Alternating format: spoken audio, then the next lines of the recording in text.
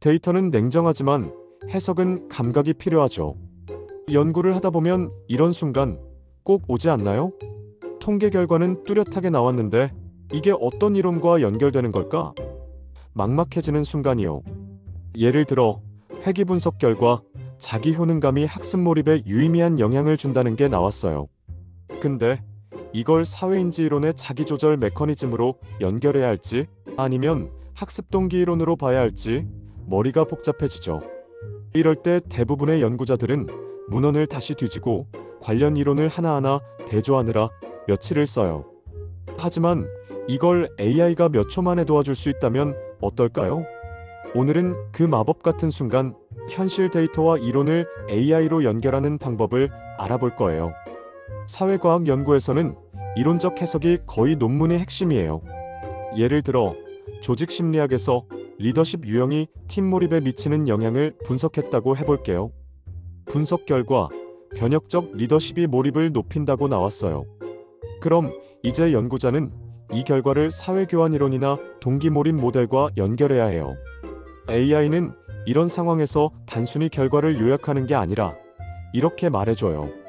이 결과는 사회교환 이론의 신뢰와 상호의 개념과 연결되며 변혁적 리더십이 심리적 계약을 강화한다는 점에서 이론적 정합성을 가진다.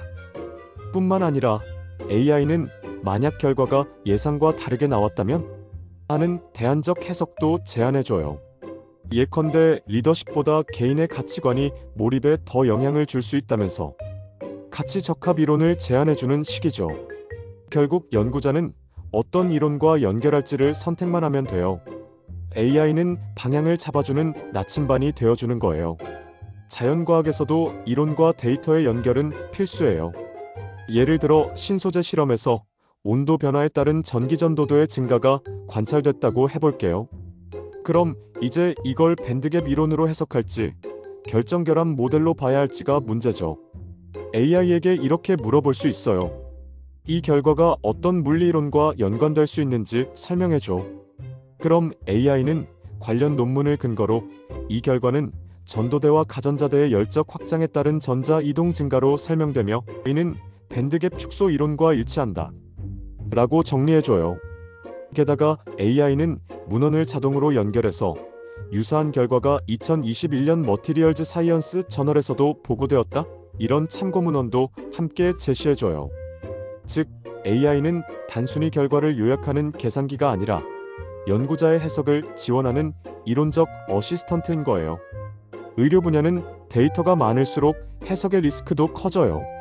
예를 들어 AI 분석 결과 식습관 개선 프로그램이 스트레스 수치를 낮춘다는 결과가 나왔다고 해볼게요. 그럼 이게 인지행동이론으로 설명될까? 아니면 자기결정이론일까 고민이죠. AI는 단순히 통계적 유의성만 보는 게 아니라 이 결과는 자기결정이론의 자율성 욕구 충족 개념과 일치하며 건강행동 유지에 중요한 심리적 요인으로 작용한다. 이렇게 연결을 해줘요. 또한 예상과 다른 결과가 나왔을 때 개인적 스트레스 요인보다 사회적 지지망의 부족이 더 큰 영향일 수 있다. 이런 식으로 새로운 이론적 맥락을 제안하기도 해요. 즉, AI는 단순히 데이터 분석 도우미가 아니라 이론적 해석의 공동 저자로서 역할을 하게 되는 거예요. 예술이나 체육 쪽은 특히 정량적 데이터와 이론 연결이 어렵죠. 예를 들어 음악 전공자의 감정인식 훈련이 공연 불안 감소에 미치는 영향 연구를 한다고 해볼게요. AI는 이 결과를 정서 조절 이론, 퍼포먼스 심리 이론, 심지어 몰입 이론과 연결해 줄 수 있어요. 감정인식 훈련은 자기인식 향상을 통해 정서 조절 능력을 강화하고 이는 몰입 이론의 자기통제적 몰입 개념과 맞닿아 있습니다. 즉, AI가 이론적 문장 구성까지 자동으로 제안해 주는 거예요. 그래서 연구자는 어떤 관점으로 서술할지를 선택하기만 하면 되죠. AI는 단순한 요약기가 아니라 논문에서 가장 어려운 이론적 연결을 대신 생각해주는 지적 동반자인 셈이에요. 그럼 실제로 AI로 이론과 데이터를 연결하려면 어떻게 해야 할까요? 핵심은 3단계 프롬프트 전략이에요. 첫 번째, 분석 결과를 명확히 입력하기. 회귀 분석 결과, 자기 효능감이 학습 몰입에 유의미한 영향을 미쳤어. 처럼 구체적인 변인과 결과를 전달해요. 두 번째, 어떤 이론적 의미가 있는지 묻기. 이 결과가 어떤 이론과 연결될 수 있을까? 사회인지 이론과 비교했을 때 어떤 점이 다를까? 세 번째, 예상과 다른 결과일 때 대안적 해석 요청하기.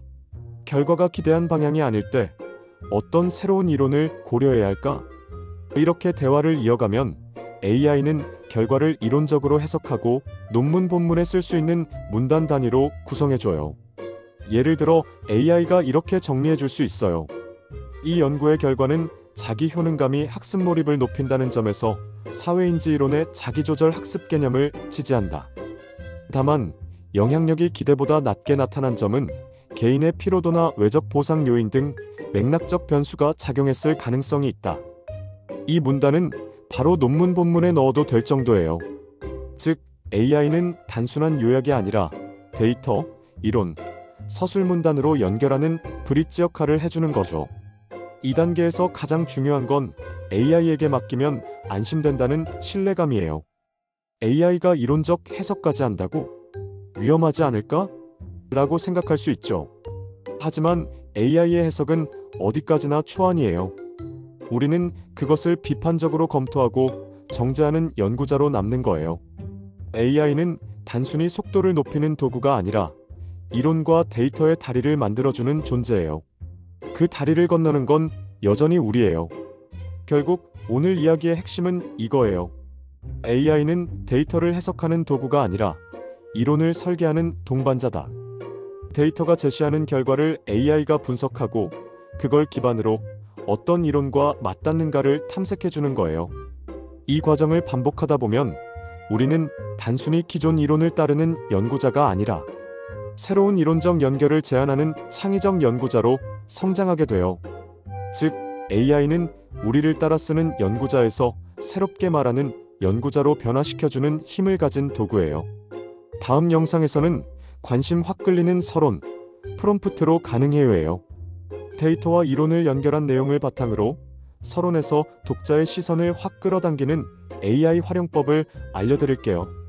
구독과 좋아요, 그리고 알림 설정으로 더 많은 논문 완성의 팁을 알아보세요.